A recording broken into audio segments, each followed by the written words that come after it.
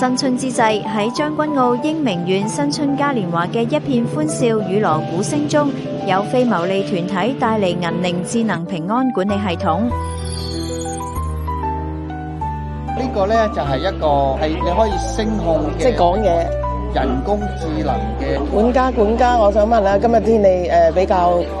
溫暖啲啦，我想煲啲湯飲下。今日天氣有啲濕潤，可以考慮煲啲醋汁湯水，好似土茯苓、赤小豆煲瘦肉，或者5點毛肚煲雞。呢一個咧就係叫做福星，主要嘅功能咧就係平安管理，配上咗個人工智能嘅聊天機器人咧，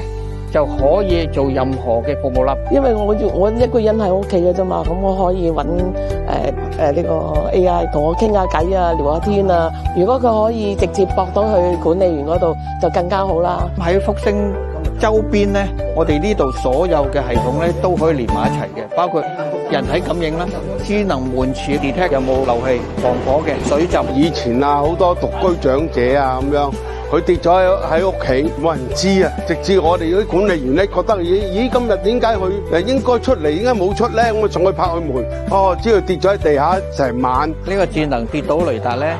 佢一有通告嘅時候咧，就會響咗警報。咁我哋除咗係中心知道之外咧，最近嘅管理處咧就會派出人咧就去處理噶啦。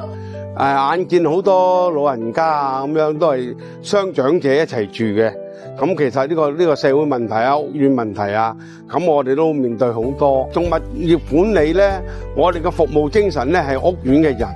屋苑嘅人如果有事嚟講，我哋義不容辭而去處理呢啲嘢嘅應該。咁所以如果有咗呢啲嘢嚟講咧，嗰個信息我哋會快啲及